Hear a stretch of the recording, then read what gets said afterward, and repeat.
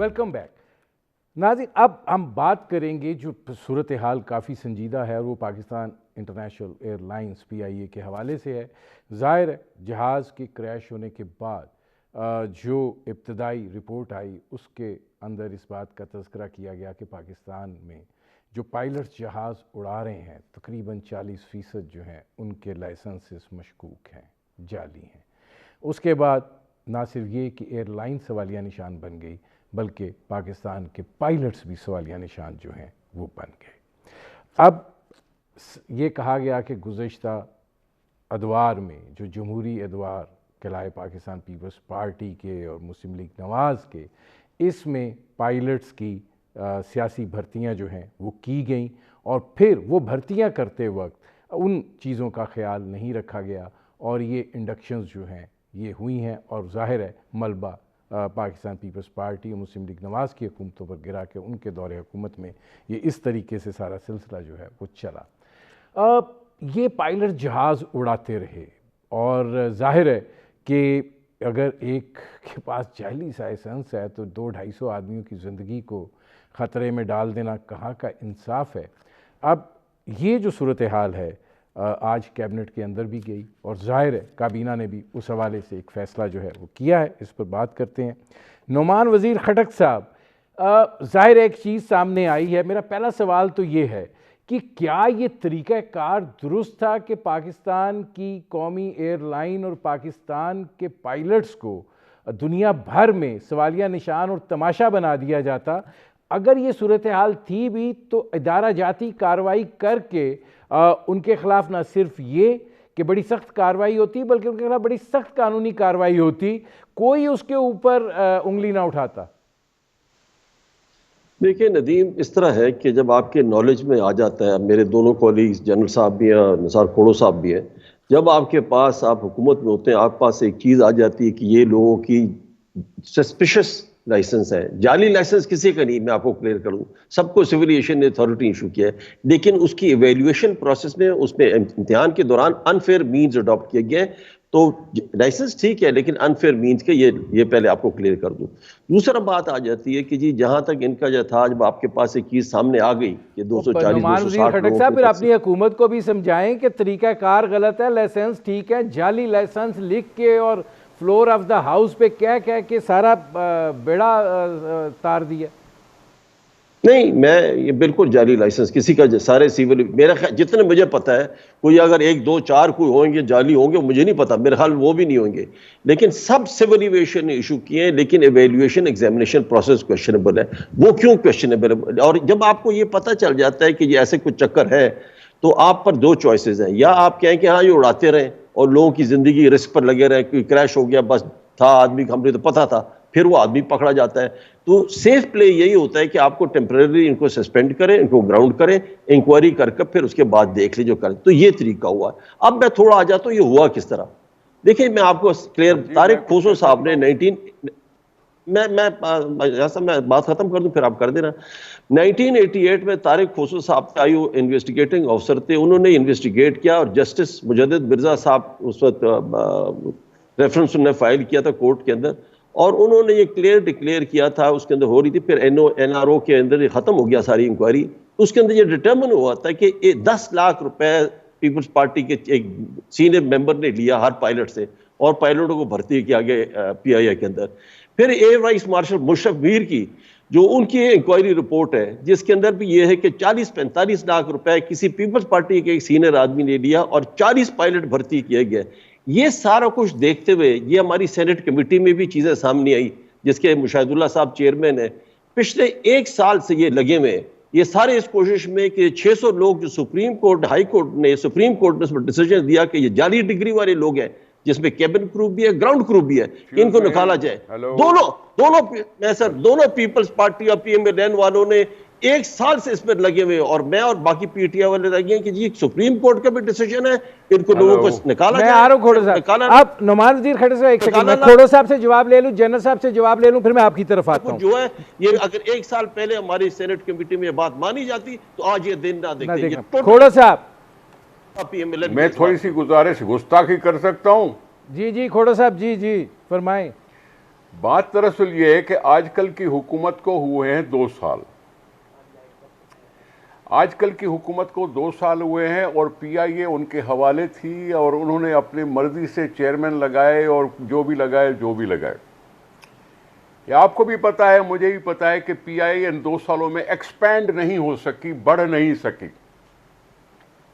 किराए के जहाज आए, कुछ गिर गए, कुछ बच गए, जो कुछ भी हुआ। मैं सवाल तो ये पूछ रहा हूं कि अब एक जहाज का जो क्रैश हुआ उसके बाद जागे हैं। अगर मैनेजमेंट की बात है, अगर एडमिनिस्ट्रेशन की बात है, अगर रिवोल्यूशनाइज करने की बात है, तो 2 साल में उन्होंने ये क्यों नहीं ढूंढ लिया कि किसको जाली लाइसेंस है या नहीं है। अब तो सारे कैप्टन पे सवाल उठ गया। अब सारी दुनिया कहेगी कि पीआईए की परवाजें जो है वो मुश्तबा है। 2 सालों का जवाब क्यों नहीं दे रही है हुकूमत। अगर किसी के पास जाली लाइसेंस थे तो देने वाले कौन थे, कब दिए थे, वो अपनी बात है, लेकिन आप एक्सप्लोर तो कर सकते थे ना, आप एक्सपोज तो कर सकते थे ना, आप उनको प्रोब तो कर सकते थे ना। ये नहीं हुआ नदीम साहब। यानी ये है being wise after the event. एक हुआ, मुल्क आधा टूटा, उसके बाद जाग जाओ, इतने मारे गए, उसके बाद जाग जाओ, आर्मी पब्लिक स्कूल पे हमला हो, उसके बाद जाग जाओ। अब मैं निसार खोड़ो साहब आता हूं, मैं निसार खोड़ो साहब एक सेकंड मैं आता हूं। अगर एडमिनिस्ट्रेशन की बात है जो उन्होंने अपनी मर्जी से दी थी, तो उनके तरफ सवाल उठता है कि पीआईए में इन चीजों पर तवज्जो क्यों नहीं दी गई। मैं आता हूं। जनरल साहब, आप क्या कहेंगे कि ये जो सारा सिलसिला हुआ है, अब नुमान वजीर खटक साहब का ये भी है कि लाइसेंस जो है वो जाली नहीं है, तरीकाकार गलत है। नदीम भाई, मैं पहले वाले जो पहला सवाल था उसके ऊपर भी 1 मिनट की कमेंट मैं करना चाहूंगा। पहली बात ये थी कि ये जो अली जैदी साहब ने जो जेआईटी की बात की, क्या वो जेआईटी है या कोई रिपोर्ट है? जेआईटी तो 2 अदारों ने तो ऐलान तो नहीं किया मेरे ख्याल में। जेआईटी तो एक थी, वो एक सेपरेट रिपोर्ट है प्रोबेबली जिसकी वो बात कर रहे हैं। नहीं, उसके ऊपर लिखा हुआ है joint investigation team report. No, जो अली जैदी साहब कह रहे हैं वो जेआईटी नहीं होगी, नहीं, ये रिपोर्ट होगी। जेआईटी 2 तो डिटेल नहीं कि गवर्नमेंट ने इसके ऊपर। दूसरी बात जो मैं कहना चाहता था भाई, ये जो साथ में रुकनी रिपोर्ट है, इसमें तो जुबैर बलोच साहब को जालिम नहीं किया उन्होंने। तो 180 पता नहीं कितने कत्ल उसके नाम पे उसका तज़किरा है, उसमें कोई ऐसी बात नहीं है। तीसरी पॉइंट जो मैं कहना चाहता हूँ, खोड़ो साहब ने जो बात की है कि जी वो पार्टी का मेंबर था कि नहीं था, इस बात को यकीनी बनाने के लिए कि पार्टी में जो भी मेंबर होंगे 100% फरिश्ते होंगे, ये कभी नहीं हो सकते। पार्टी में हर किस्म के लोग आते हैं, जुर्म भी करते हैं और जराइम का सजा भी उनको भुगतना चाहिए। अगर चीज सामने आ जाती है तो पार्टी उनको कभी डिफेंड न करे। पार्टी से लोग एफिलिएट होते हैं बेशुमार लोग, कोई ऐसी बात नहीं है कि बिल्कुल अपने आप को हर तरीके से टोटली उनसे सेपरेट किया जाए, बात किया जाए। मैं कहा ये जरा कमेंट में करना। दूसरी बात जो मैं कहना चाहता हूँ, ये जो पीआईए वाली कहानी, अनफॉर्चुनेटली हमारे मुल्क में जितनी भी कार्रवाइयां की जाती हैं वो रिएक्शनरी मोड में हम होते हैं। एक एक्शन हो जाता है, उसके रिएक्शन के तौर पर फिर हम एक्शन में आ जाते हैं, फिर रिपोर्टें बनती हैं, तहकीकात होती हैं, सजाएं होती हैं, अदालती कार्रवाई हो जाती है। और यही कार्रवाई इस मामले में भी किया गया। लेकिन एक हमारी बदकिस्मती है, हम पार्टी लेवल से अबव होके इसके ऊपर सोचने की कोशिश करें।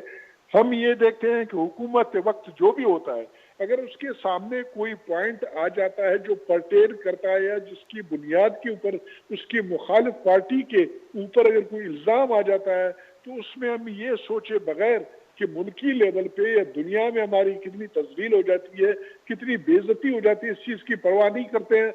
हम पूरी इंटरनेशनली अपने गंदे कपड़े धोना शुरू कर देते हैं।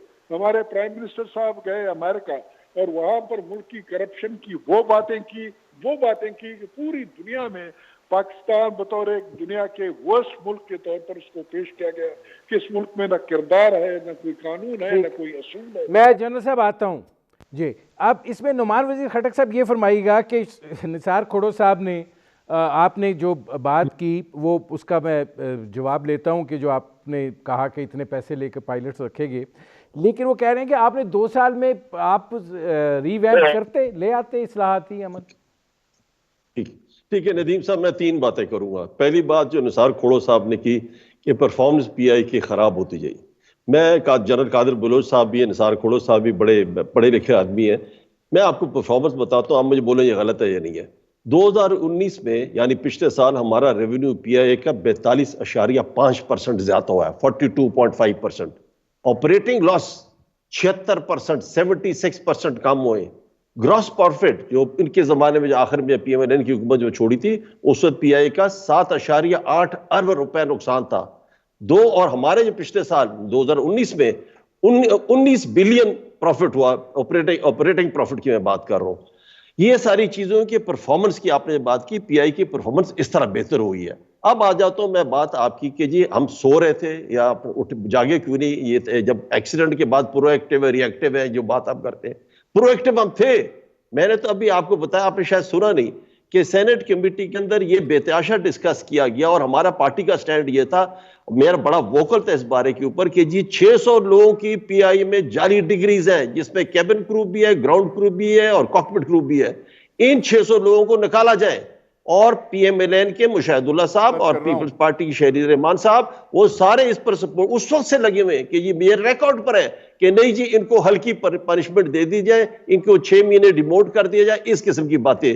जब ये लोग आप रखेंगे, इस किस्म के लोग रखेंगे जो जाली डिग्री वाले रखेंगे, तो मैं इस एक्सीडेंट का टोटल जिम्मेवारी डालता हूं उनके ऊपर। किन के ऊपर डालता हूं? उन लोगों ने जो सेनेट कमेटी में बैठे हुए थे और अपोज कर रहे थे जाली डिग्री। मैं नुमान साहब आता हूं। अब इसमें निसार खोड़ो साहब ये फरमाइएगा कि उन्होंने 2 मिसालें दी कि पैसे लेके पायलट रखेंगे, ये 600 लोग हैं, मतलब इसका एक वाज़ेह जवाब तो दीजिए निसार खोड़ो साहब।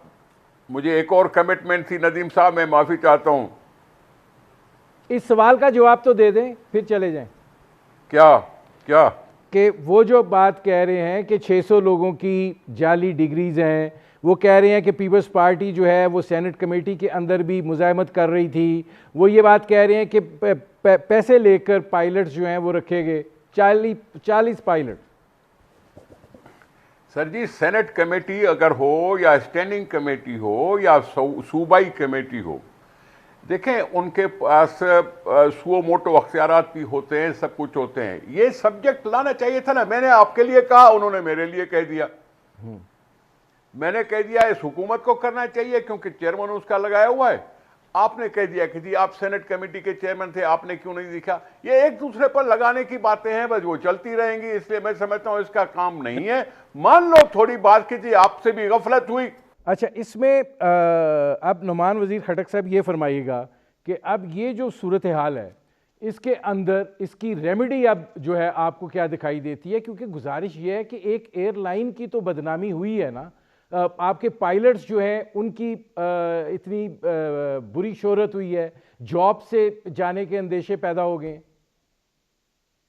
देखिए, इसके आपके सवाल को जवाब देने से पहले मैं आपको बताऊं कि मैं फिर रिपीट करना चाहता हूं, शायद मैं पूरा समझा नहीं सका अपने 2 साथियों को। आपके पास जब ये आया है तो आपके 260 लोगों का पता चला कि जी इनके सस्पिशियस वो है, इवैल्यूएटिंग प्रोसीजर्स ठीक नहीं थे, तो आपको उसको लाजिम है उनको आप ग्राउंड कर दें। अगर नहीं करते हैं तो ये बड़ा खतरा, फ्लाइट सेफ्टी हैजर्ड है, इसलिए आपने उसे ग्राउंड किया। अब उनको शो कॉज नोटिस सर्व किया जाएगा, they will be properly heard, और वो पता देख लेंगे जी कि उसमें क्या गलतियां क्या नजर आ रही हैं। गलतियां ये नजर आ रही कि वो पायलट जो था उसको जीएमटी टाइम पर ग्रीनविच मीन टाइम से लिया गया और पाकिस्तान स्टैंडर्ड टाइम में एरर है, कोई क्लरिकल एरर्स है, कोई राइटिंग एरर्स है, वो जो क्लियर हो जाएगा इसके अंदर। अगर किसी का और किसी ने एक्चुअल कोई अगर नकल की है, चीटिंग की है या खुद मौजूद नहीं था, वो भी पता चल जाएगा। वो पता चलकर शो कॉज नोटिस दिया जाएगा, ये आएंगे इंक्वायरी की बोर्ड के सामने आएंगे और उसके बाद ये क्लियर हो जाएंगे। ये मेरे ख्याल में नेक्स्ट एक हफ्ते 10 दिन में सारा ये क्लियर हो जाएगा।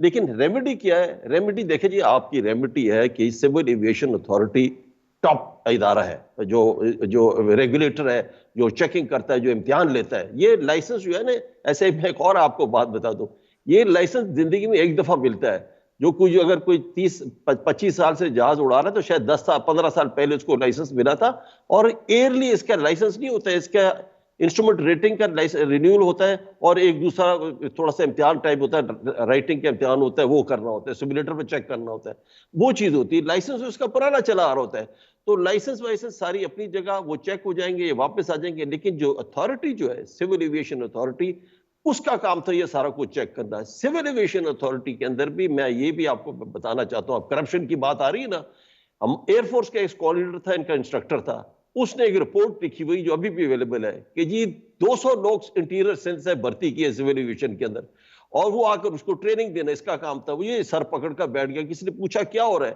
कहते हैं इनको ट्रेनिंग किस तरह देंगे, क्यों, कहते हैं ट्रेनिंग दो ना, कहते हैं अंग्रेजी में उर्दू, कहते हैं उर्दू अंग्रेजी इनको तो कुछ लिखना ही नहीं आता। तो फिर क्या फैसला हो कि उनको शुरू में अंग्रेजी में लिखाना, अंग्रेजी में लिखना सिखाया, और फिर उनको ट्रेन किया गया। जब सिविल एविएशन अथॉरिटी में इस किस्म के इंटीरियर सिंध से पीपल्स पार्टी वाले लोग मौजूद होंगे तो यही हाल होगा। मेरे प्रोग्राम का वक्त खत्म हो रहा है। बहुत शुक्रिया नुमान वजीर खटक साहब, बहुत शुक्रिया जनरल कादिर बलोच साहब, बहुत शुक्रिया निसार खोड़ो साहब। नाज़रीन, आपने हमारे पैनल के शुरका की गुफ्तगू सुनी। अब तक के लिए इतना ही, इजाज़त दीजिए, अल्लाह।